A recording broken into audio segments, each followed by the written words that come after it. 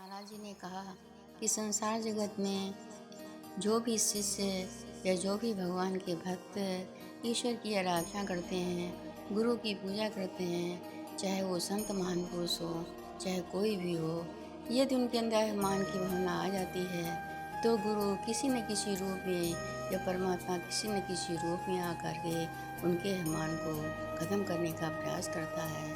आज की कहानी इसी पर आधारित है कि मधु शास्त्री नाम के बिजनौर जिले में एक संत महान पुरुष रहा करते थे। वो अपने शिष्यों को धार्मिक ग्रंथों की शिक्षा देते थे। इसके साथ ही साथ वो उन्हें प्रवचन और सत्संग भी सुनाया करते थे। बहुत सारे लोग उनका प्रवचन और सत्संग सुनने के लिए आया करते थे। जो भी संत महान पुरुष उनके यहाँ आता था उसका आदर सत्कार करते थे, लेकिन उनमें एक बहुत बड़ी कमी थी। संत महान पुरुष के साथ वो शास्त्रार्थ करते थे। शास्त्रार्थ में यदि वो हार जाता था तो उनको बहुत ही हंसी आती थी, वो उसका उपहास उड़ाते थे। ये सब बातें संत महान पुरुषों को अच्छी नहीं लगती थी। धीरे धीरे ये बात दूर तक फैलती चली गई और एक त्रिकालदर्शी संत की स्थिति में जो बैठे हुए थे उनके पास ये बात पहुंच जाती है।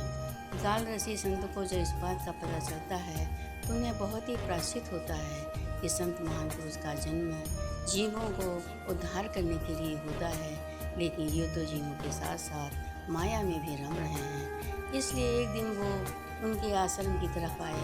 उन्हें आता हुआ देखकर संत महान पुरुष बड़े ही खुश हुए कि त्रिकालदर्शी संत आज हमारे आश्रम में आए हैं। उन्होंने उनका स्वागत सत्कार किया। काफ़ी देर के बाद बातचीत हुई और बातचीत होने के बाद जब वो सत्संग में हार गए तो उन्होंने उनके पैर पकड़ लिए और कहा, गुरुदेव आज तक मैं कभी नहीं हारा, लेकिन पहली बार ऐसा है कि मैं हार गया हूँ। संत महान पुरुष ने कहा कि तुम इतने जीवों को या इतने शिष्यों को शिक्षा देते हो, लेकिन तुम स्वयं भवसागर में डूबे हुए हो। जब तुम्हें भवसागर से पार लेने का मार्ग नहीं पता तो तुम अपने शिष्यों को भवसागर से पार जाने का मार्ग कैसे दिखाओगे। ऐसी स्थिति में संत महान पुरुष ने कहा कि तुम गुरु से दीक्षा लेकर के अपने जीवन का उद्धार करो। तब उन्होंने कहा, हे गुरुदेव मुझे ऐसा रास्ता बताइए। उन्होंने उनको नामदान की दीक्षा दी और कहा, इसका सुमरन करके तुम अपना कल्याण कर सकते हो। मधु शास्त्री जी ने कहा, क्या 3 महीने के अंदर गुरु या भगवान प्रकट हो जाएंगे? कहने लगे, ये सब तुम्हारी लगन पर निर्भर करता है। तुम जितना ज़्यादा आराधना करोगे, जितनी लगन से करोगे, तुम्हारी इच्छा उतनी ही जल्दी पूरी हो जाएगी। इसके बाद वो त्रिकालदर्शी संत अपने आश्रम लौट आते हैं। 3 महीने तक लगातार सुमरन भजन करने के बाद जब गुरु या भगवान प्रकट नहीं हुए तो मधु शास्त्री को बहुत ही दुख हुआ कि इतना सुमरन भजन करके मैं अपने लक्ष्य तक नहीं पहुंच पाया।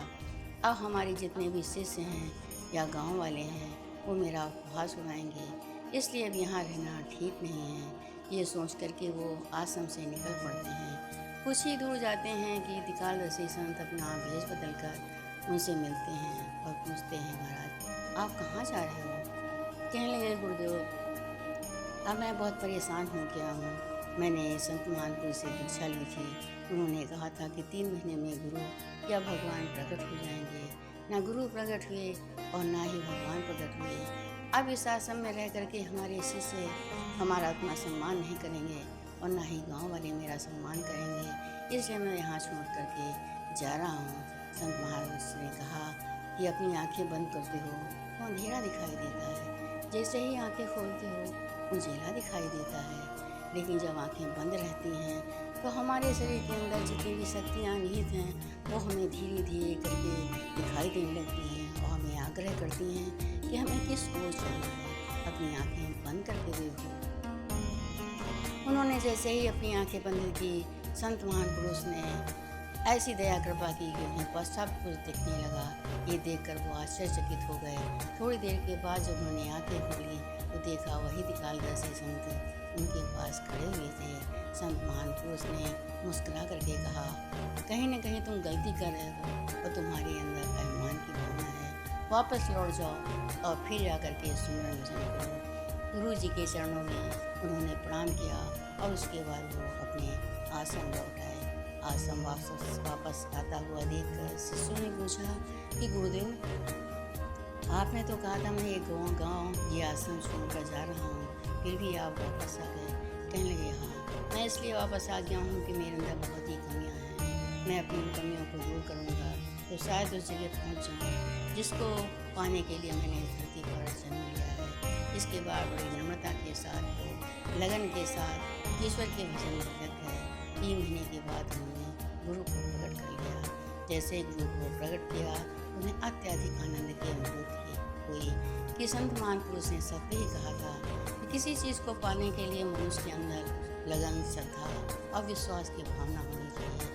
हमारे अंदर लगन, श्रद्धा और विश्वास की भावना जागृत हुई, इसीलिए गुरु मुझे प्रकट हो गए और मेरे अंदर अभिमान की भावना भी खत्म हो गई है। अभी संत महापुरुष आसन से उठे ही थे कि त्रिकालदर्शी संत उनके पास पहुंच जाते हैं। उन्होंने मुस्कुरा करके पूछा, बस क्या हाल चाल है?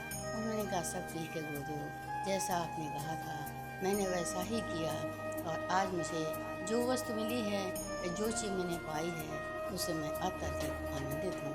त्रिकालदर्शी ने कहा कि हमेशा किसी चीज़ को पाने के लिए मनुष्य को कुछ त्याग करना पड़ता है। तुम्हें अंदर जो त्याग, विश्वास और श्रद्धा की भावना आई, इसी कारण तुम्हें गुरु और भगवान प्रकट होने का समय आ गया है। गुरु को तुमने प्रकट कर लिया है।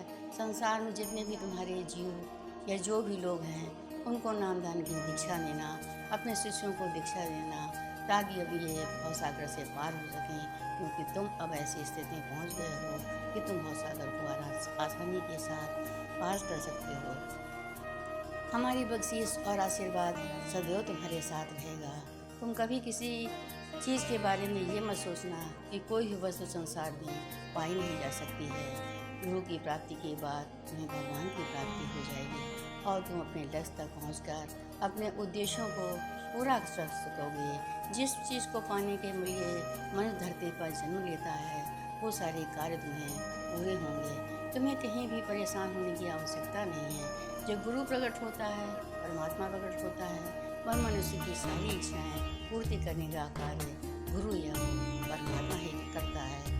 इसके बाद वो सब महान पुरुष अपने आश्रम चले गए। इसके बाद महाराज जी ने कहा कि संसार जगत में रहने वाले जो भी भक्तगण हैं या जो भी गुरु के शिष्य हैं, गुरु की आराधना करते हैं, उनके बताए हुए रास्ते पर चलते हैं, उनकी बातों का अनुकरण करते हैं, उनके अभिमान की भावना नहीं होती, ईर्ष्या द्वेष की भावना नहीं होती, वही अपने लक्ष्य और उद्देश्य तक पहुंचकर अपने कार्यों को सफल करते हैं।